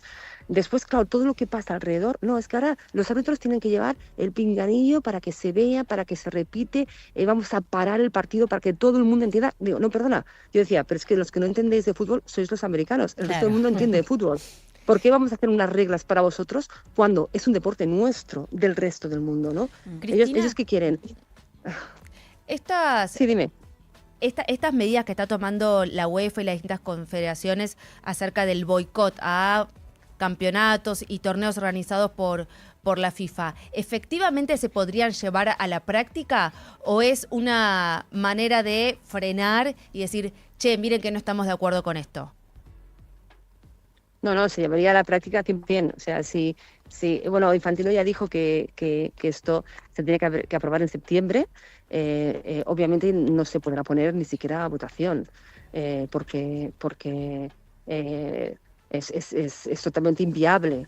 Es inviable que se celebre, imaginaros, un mundial sin sí, por eso Francia, te preguntaba. Alemania, España, Totalmente. bueno, es totalmente inviable. Al final, el poder del fútbol está en Europa y os podría decir en Brasil, en Argentina, ¿no? Obviamente hay selecciones en Sudamérica también con mucho prestigio, ¿no? Como Colombia, como Chile, ¿no? Obvio, ¿sabes? Pero bueno, pero el poder del fútbol donde están los mejores jugadores es en Europa. No nos olvidemos de esto, ¿no? Entonces, intentar crear una competición sin las selecciones europeas es una quimera. Esto está empezando también a generar mucho ruido dentro de la FIFA. Hace unas horas renunció un asesor clave de Gianni Infantino, Carlos Cordeiro, que aseguró que se opone de forma inequívoca al plan del presidente de la FIFA, a Infantino, y sentenció: no puedo quedarme de brazos cruzados mientras la FIFA considera vender una participación de la Copa Mundial. Claro, entonces el peso específico que está poniendo en este caso la UEFA y otras confederaciones, pero sobre todo la UEFA, en diciendo, bueno, si bien el voto de cada federación es uno, no es el mismo peso que tiene cada federación y, por supuesto, las selecciones que lo componen y también los equipos. Eso es la estrategia que está haciendo la UEFA, en todo caso, frente a la FIFA, que quiere justamente crear esta empresa con fines de lucro para vender un porcentaje. Sí, pero ojo, porque al final, cuando van a votar, los votos son iguales. O sea, claro, por eso es un voto, pero el peso no es el mismo. Que no esté Europa, no es lo mismo que no esté Asia. Claro, no es el peso para la venta del producto, imaginaros, ¿no? O sea, al final, los mejores jugadores donde juegan, ¿no? Pero es que además, lo que ha intentado Infantino es ir como convenciendo a pequeñas federaciones que al final tienen un voto como puede tener, como puede tener Europa, ¿eh? O sea, al final todas las federaciones tienen el mismo capacidad de votar, ¿no? Son una federación, un voto, ¿no? Entonces, claro, lo que ha intentado Infantino es intentar convencer a federaciones para que pasen a ese proyecto. Como se ha filtrado la noticia, que salió en el New York Times, se ha filtrado, esto ha puesto en alerta no solo a UEFA, ahora también la Confederación Asiática, la CONMEBOL. O sea, es que claro, es que al final todos saben que esto es caer en un mundo incontrolable, porque van a querer implantar sus reglas, o sea, van a querer transformar el deporte, nuestro fútbol, en un show. Claro. ¿Sabes? O sea, en una MMA, ¿sabes? Sí. ¿Sabes? Como los combates, esos vicios. Adentro de la jaula, claro. Cristina, te llevo a otro terreno que tiene que ver con el fútbol también, por supuesto. Sabemos que has visto toda la carrera, la evolución de la carrera de Lionel Messi, estando muy cerca de él desde sus 14 años y ahora en lo que no queremos, pero podría llegar a ser su final en la selección argentina. ¿Cómo viste este último paso de él y qué recuerdos tenés de aquel momento? Bueno, Leo Messi ha sido sin duda el mejor futbolista del Mundial. O sea, lo que ha provocado Leo Messi en el Mundial de Estados Unidos es la confirmación, por si alguien tenía alguna duda, de que no ha habido en la historia un jugador más grande que Leo Messi. Con 39 años lo que ha generado a nivel emocional ha sido brutal. O sea, la gente quería ver a Leo Messi. La gente quería ver jugar a Leo Messi. Los jugadores de fútbol querían intercambiarse la camiseta con Leo Messi. Es que Leo Messi ha representado lo que en otros mundiales, este era mi 9º mundial, cubriendo mundiales, el 9º. Antes la selección brasileña, la canariña, representaba la alegría del fútbol, ¿no? En este mundial, Leo Messi representaba la esencia del fútbol. O sea, no había nada que representase la esencia del fútbol más y mejor que Leo Messi. Entonces, la final, yo creo que la selección argentina llegó súper cansada, muy cansada, demasiado desgaste emocional también en el partido contra Inglaterra, emocional y físico. Fijaros que 1 hora y media después del partido contra Inglaterra, los jugadores argentinos seguían saltando. Sí, o sea, estábamos todos no igual. dejaba de dar botes. Escúchame, pero yo decía, esto es muy bueno para España, estarán agotados. Claro. Es que fue un agotamiento total. Físico y psicológico, ¿no? Entonces, en la final, pues Argentina no pudo jugar, el balón lo tenía España y la verdad fue un partido que España fue muy superior, ¿no? Pero a nadie se le escapa que la gran estrella fue Leo Messi, que lo que ha provocado Leo Messi ha sido brutal y yo ojalá siguiera jugando, ojalá jugase la Copa América y lo viéramos en el Mundial de España. Ojalá. ¿Y qué recordás que ahí te preguntaba también, Sí. Barbie, de esos primeros años de Messi ahí en España? Sí, bueno, los primeros años, claro, yo lo conocí cuando tenía 15 años, cuando Rijkaard lo convocó para hacer una gira amistosa. Siempre en pretemporada el Barça, bueno, el Real Madrid y los grandes clubes hacen giras por esta etapa más o menos del año, por países pues asiáticos o americanos, ¿no? En ese año, que era 2004, fue la gira por China, Corea y Japón. Ajá. Y yo cubría esas giras. Yo en esa gira estaba embarazada, o sea, con un instinto maternal tremendo, ¿no? Y había un niño que no hablaba con nadie y, bueno, yo hablaba mucho con él. Y la verdad es que me hablaba muchísimo de cosas, pues muy básicas, de conversaciones normales, del Río Turbio, de Rosario, de la milanesa napolitana que le hacía su abuela, de sus amigos, bueno, de cosas normales, ¿no? Y un día Rijkaard me dijo, oye, Cris, escúchame, ¿de qué habla Leo contigo? Porque con nosotros no habla. Digo, sí, pues conmigo habla muchísimo, pues de cosas muy normales, no básicas, normales, ¿no? Y recuerdo que yo ahí fui a buscar a Ronaldinho, que es un muy buen amigo mío, y dije, Ronnie, oye, apadrina a este niño, que es muy buen chico, que conmigo habla mucho. Y ahí fue cuando me dijo Ronaldinho, mira, ese chico va a ser mejor que yo. Y yo no le creí. O sea, y estás loco, o sea, Ronaldinho mejor de oro, bueno, hacía magia, ¿no? Sí. ¿Y qué pasó? Que en ese viaje, me acuerdo que Leo me dijo, oye, escucha, si alguna vez me convocan con la selección, ¿tú estarás? Porque para él, que yo estuviera, era como importante, ¿no? Claro. Yo le dije, tranquilo, que si alguna vez te convocan, yo estaré. Pero pensando que eso igual no pasaba nunca, ¿no? Y justo el verano siguiente, 2 veranos siguientes, yo estaba en la playa y me llega un mensaje de Leo que le habían convocado con la selección para un amistoso en Hungría. Un 15 de agosto en Hungría, que era como, o sea, yo estaba imaginando allí, tranquila, con mi familia, me envié ese mensaje de Leo y obviamente fui al partido. Fue el famoso partido del debut de Leo Messi, que estuvo en el campo solo 1 minuto y medio porque lo expulsaron. Y recuerdo cómo lloraba después en el hotel. Y ahí, después de los lloros, yo le decía, tranquilo, te volverán a convocar, ya verás. Él me explicó muchas cosas que me sirvieron después para entender mucho de lo que ha pasado después. Él me decía, es que claro, es que yo he crecido viendo los goles de Maradona en Inglaterra, y yo quiero algún día poder hacer uno de esos goles, y ahora después de mi expulsión no me llamarán nunca más. Y claro, yo le decía, no, ya verás, te llamarán seguro. Yo pensando, jolín, a ver si lo van a llamar ahora o no, ¿no? Y fíjate si lo llamaron. Y mira lo que me ha pasado. Ya me pasó en Qatar, en el Mundial de Qatar, que yo ya veía una transformación de Leo Messi. Obviamente, claro, ya era un padre de familia con 3 hijos, pero se había argentinizado, o sea, se había mimetizado con el albiceleste. O sea, él era un chico que claro, creció en España, y en España las emociones no las expresamos tanto, ¿no? Por ejemplo, no movemos tanto las manos, ni hacemos esto que hacéis vosotros con las manos para animar, esto como mucho más retraído, ¿no? Y él había crecido un poquito tan retraído como nosotros, ¿no? Claro. Y de repente en Qatar empezó a sacar la parte argentina suya, que es tan fuerte. Y ahora en Estados Unidos ya ha sido muy argentino, ¿no? Sí. Muy como es él, ¿no?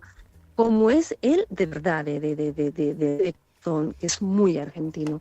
Entonces me ha encantado porque yo un poco decía que le habíamos robado la adolescencia a Leo, ¿no?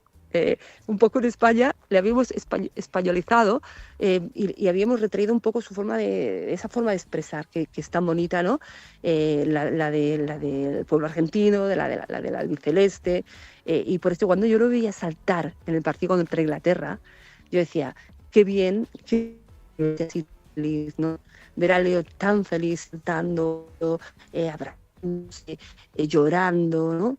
Esas cosas que quizás en España, fíjate que ha ganado tantísimo, ¿no? Como nadie lo hacía, que somos más retraídos en las emociones, pues claro, él tampoco lo hacía, ¿no? Claro. Qué espectacular, qué lindo recuerdo, ¿no? Sí. Y qué lindo que hables así tan lindo de Lionel. Sí, es una...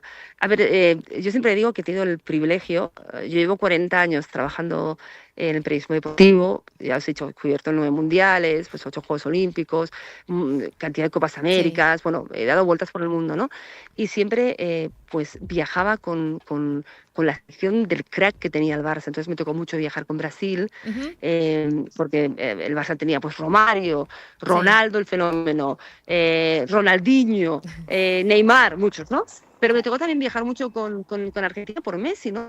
Yo cuando viajaba con Messi, que no le querían en Argentina, ¿no? Tal cual. Yo me peleaba con un montón de periodistas, pero en un montón de radios y de televisión, y me decía, no, es que no es argentino. Digo, es que no tenéis ni idea, estáis maltratando al mejor jugador del mundo. Bueno, cuando decía eso... Todos decían, no, ponían a Maradona a mucha distancia. Y yo siempre digo una cosa, ¿por qué tenéis la manía de comparar? Maradona era un personaje más allá del fútbol, porque también creció en una época y una realidad, ¿sabes? Salió de una villa, ¿no? Y creció en una realidad con una guerra de por medio, ¿no? Entonces él se convirtió en un personaje porque aparte él se movía muy bien en ese ambiente, ¿no? En cambio Leo es un niño que ha crecido en otro ambiente. Distinto. Claro. Entonces, ¿por qué tienes que compararlos como personajes? No hay que comparar, ¿no? Tuvimos la gran ventaja de tenerlos a los dos ambos, acá en nuestra tierra y en nuestro país. Cristina, nos quedamos sin tiempo, así que te agradecemos muchísimo este tiempo que te tomaste para charlar con nosotros y este gran recuerdo que tenés de Leo Messi. La verdad que fue un placer. No, un placer para mí, siempre. Gracias. Un beso enorme. Cristina Cubero, periodista española, directora adjunta de Mundo Deportivo. 2 de la tarde, nos vamos, ya empieza Coworker. Hasta el lunes, chicos. Hasta el lunes. Hasta el lunes. Now. Tu batería en 50 minutos con instalación gratis.